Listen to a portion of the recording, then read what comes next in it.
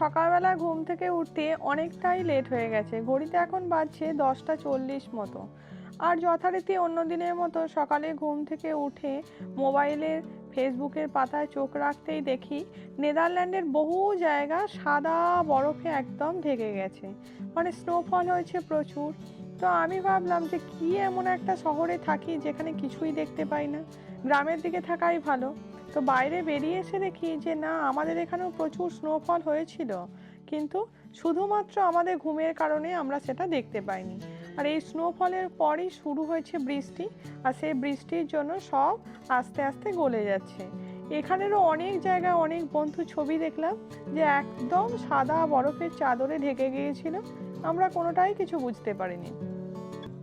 Hello everyone, আমি মোহর আবারও একটি নতুন ব্লগে সবাইকে স্বাগত জানাই। ওই জন্যই বলে সকালবেলায় সবসময় ঘুম থেকে তাড়াতাড়ি ওঠাই ভালো। প্রকৃতির কত জিনিসই আমরা এরকম ঘুমের জন্য শুধুমাত্র মিস করে গেলাম। যাই হোক, তাড়াতাড়ি জ্যাকেটটা গলিয়ে যেটুকু আছে সেটুকু দেখার জন্য বেরিয়ে পড়লাম। নানান রকম প্রোটেকশন নিয়েই বেরোলাম, কারণ আজকে টেম্পারেচার -4। আর এই -4 টেম্পারেচারের সঙ্গে বৃষ্টি আর কনকনে ঠান্ডা হাওয়া, একবার বাইরে বেরিয়েই দেখেছি হাতটা একবার বের করলেই কিছুক্ষণের মধ্যেই সেটা কিন্তু সেন্সলেস হয়ে যাচ্ছে আর যন্ত্রণা শুরু হয়ে যাচ্ছে। কিন্তু মোবাইলে ছবি তুলতে গেলে হাত বের করতেই হবে। যাই হোক, তাও একবার এদিকটা ঘুরে নিলাম। এটা হলো আমাদের বাড়ির পিছনের দিকে বাগানটা। এই বাগানটা খুব সুন্দর, কিন্তু এখানে এই গাছগুলো এগুলো কুঁড়িতে ভর্তি হয়ে গেছিলো, নতুন কোনো ফুল আসার অপেক্ষায় ছিল।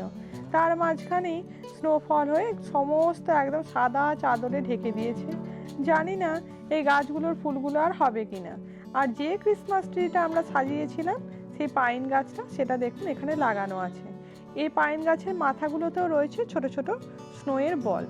আর যে যে জায়গাগুলো দেখতে পাচ্ছি একটু শেড করা আছে বা বৃষ্টির জল পৌঁছায়নি, সেখানে কিন্তু এখনো সাদা স্তরটা ভালো রকমই আছে।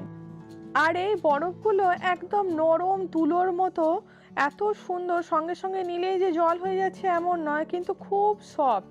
আর হাতে নিলেও যে খুব ঠান্ডা লাগছে এরকম নয়, এর থেকে, বরফের থেকে অনেক বেশি ঠান্ডা লাগছে বাইরের বাতাসটা। যাই হোক, এখানে এই যে দেখুন, এখন এটাতে বোঝা যাচ্ছে একটু বড় গাছগুলোতে এই ডগায় ডগায় এখনো বরফের টুকরোগুলো আছে, সাদা পেঁজা তুলোর মতো। খুব সুন্দর দেখতে লাগছে। প্রকৃতির প্রত্যেকটা স্টেজই বেশ অন্য অন্য রকম, আলাদা আলাদা জিনিস নিয়ে সে আমাদের সামনে ধরা দেয়। যাই হোক, এখান থেকে দেখে আমাদের ইচ্ছে আছে সামনে যে আমাদের পার্কটা আছে ওই জায়গাটা যেহেতু একটু ফাঁকা, আর ওখানে একটু ঠান্ডাটা বেশি হয়, কারণ আমরা যে জায়গায় থাকি সেই জায়গা তো অনেক বসতি আছে, লোকজন এসব থাকে, তার থেকে ওই দিকে আশা করা যায় একটু বেশি স্নো থাকবে। তো আমরা ঠিক করলাম যে আমরা সব থেকে প্রথম ব্রেকফাস্ট না করে একটু ফ্রেশ হয়ে আমরা ওই পার্কটা ঘুরে দেখব যে ওখানে কীরকম কি হয়েছে স্নোফল। আর এখানের এই যে বসার জায়গাটা, এটা এতটা গলে যাবার পরও এখনো কিন্তু এতখানি বরফ এখানে ঢেকে রয়েছে। তো চলুন সামনের দিকে এবার এগিয়ে যাওয়া যাক। তবে ঘুমের জন্য এত সুন্দর একটা দৃশ্য যে মিস করে যাব, তার আফসোসটা কিন্তু এইটুকু দেখে কিছুতেই মিটছে না। আর সামনে যে জায়গাটা ফুলের গাছ লাগানো ছিল, সেই পুরো গাছটা এরকম স্নোয়েতে ঢেকে গিয়েছিল। জানি না এই ফুলগুলো আর হবে কি না। শীতের দেশের ফুল যেহেতু আশা করা যায় হবে, কিন্তু এতটা ঠান্ডা কি ওরা সহ্য করতে পারবে? মনে হয় না। আর এখানে যে যে বাইক বা স্কুটার যেগুলো ছিল, সেগুলোও কিন্তু একদম স্নোয়ে ঢেকে গেছে। আর এর সঙ্গে শুরু হয়েছে অঝোরে বৃষ্টি। এই বৃষ্টির জন্য যেটা হয়েছে, নিচে যেহেতু একদম পুরো বরফের লেয়ার ছিল, সেই বরফগুলো আস্তে আস্তে গলছে, আর উপর থেকে বৃষ্টির জল সব মিলিয়ে রাস্তাটা কিন্তু ভীষণ রকম স্লিপারি হয়ে গেছে। যেহেতু ইটের রাস্তা, তাই আমাদের খুব পা চেপে চেপে হাঁটতে হচ্ছে, একটু হলেই গড়িয়ে যাওয়ার একটা সম্ভাবনা আছে, আর পড়ে গেলে কিন্তু হাত পা ভাঙবে নিশ্চিত।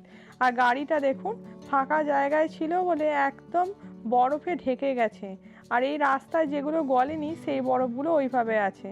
যারা গাড়ি চালাবে তাদের কিন্তু প্রথমে গাড়িটা পরিষ্কার করে নিয়ে তবেই চালাতে হবে। তবে রাস্তায় বহু গাড়িই দেখতে পাচ্ছি যারা কিন্তু পরিষ্কার করেনি, তারা এইরকম গাড়ি নিয়েই যাচ্ছে, শুধু সামনের দিকটা একটুখানি ক্লিন করে নিয়ে। আর ওই দূরে দেখুন ক্যানেলগুলোর পাশগুলো সব সাদা হয়ে গেছে। না জানি এত সুন্দর দৃশ্যটা আর একটু আগে এলে আরও কত সুন্দর দেখতে পেতাম। আর শুরু হয়েছে অঝোরে বৃষ্টি আর ঠান্ডা হাওয়া। -4 ডিগ্রি টেম্পারেচারে হাত পা একদম কনকন করছে। এই জায়গাটা এত সুন্দর ছিল, আর কিছুদিন আগে তার ভিডিও এর কিছুটা পরে দেব। প্রকৃতির প্রত্যেকটা রূপ এত সুন্দর আর এত সুন্দরভাবে নেদারল্যান্ডসে এসে ধরা দিচ্ছে যে সত্যি আমরা ইউরোপে এসে মনে হচ্ছে যে কত কিছুই আমরা এর আগে দেখিনি, কত কিছু মিস করেছি। প্রত্যেকটা সিজন এখানে এত সুন্দর, আর প্রতিটাই একে অপরের থেকে অনেক বেশি আলাদা। এখন দেখুন গাছগুলোতে একটা পাতা নেই, আর গাছের ডালগুলোতে প্রচুর স্নো জমে আছে। এখানে এই যে ঘাসগুলো স্নো জমে আছে, আমরা যখন প্রথম এসেছিলাম তখন এগুলো একদম সবুজ ছিল, আর এই সেটটায় এখনো কিন্তু স্নো ভর্তি আছে। তারপরে সমস্ত পাতাগুলো হলুদ হয়ে যে হেমন্তের একটা অন্যরকম রূপ দেখা দিল। মাঝখানে দেখলাম এই সমস্ত গাছের পাতাগুলো একদম শুকিয়ে লাল হয়ে গেছে, তার আবার একটা অন্যরকম জিনিস, একদম রুক্ষ শুষ্ক, এখন আবার আরও সুন্দর। আর এখানে এই কাক আর দু একটা লোক ছাড়া কোনো লোকই আজকে বেরোয়নি এত ঠান্ডায়। বসার জায়গাগুলো পর্যন্ত এরকম স্নো দিয়ে ঢেকে গেছে। আমরাও বেশিক্ষণ আর থাকবো না, কারণ অলরেডি হাতগুলোতে যন্ত্রণা শুরু হয়ে গেছে। এই মোবাইলে ভিডিও করতে গিয়ে গ্লাভস পরে ভিডিও করা যায় না, মানে আমি পারি না। আর ওই যে দূরে দেখুন ট্রেনটা যাচ্ছে। এই জায়গাটা কিছুদিন আগে কেমন ছিল তার ভিডিও নেক্সট ব্লগে দেব। আর আপনারা সবাই খুব ভালো থাকবেন, সুস্থ থাকবেন, আর পরে দেখাবো। আশা করা যায় যে আবার স্নো পড়বে, তখন আরও সুন্দরভাবে আমরা দেখতে পাবো, আরও ভালোভাবে উপভোগ করতে পারবো। আর এই গাছগুলোই দেখুন এখনও যে যে জায়গাগুলো ডালগুলো সাদা হয়ে স্নোগুলো বসে আছে। আর এখন জোর বৃষ্টি নেমেছে, আর বিহুও যেহেতু আমাদের সাথে আছে তাই ওকে নিয়ে বেশিক্ষণ আর বাইরে থাকা যাবে না, কারণ এই রকম মাইনাস টেম্পারেচার ড্রপ করেছে হঠাৎ করে। এই টেম্পারেচারে তো আমরা অভ্যস্ত নই, আমরা 0, 1, -1 পর্যন্ত থেকেছি, -2ও গেছে। যাই হোক, নতুন বছর আমাদের খুব সুন্দরভাবে শুরু হয়েছে, আর নতুন নতুন অভিজ্ঞতা দিয়ে শুরু হয়েছে, স্নোফলও শুরু হয়েছে। আবার দেখা হবে নতুন ব্লগ।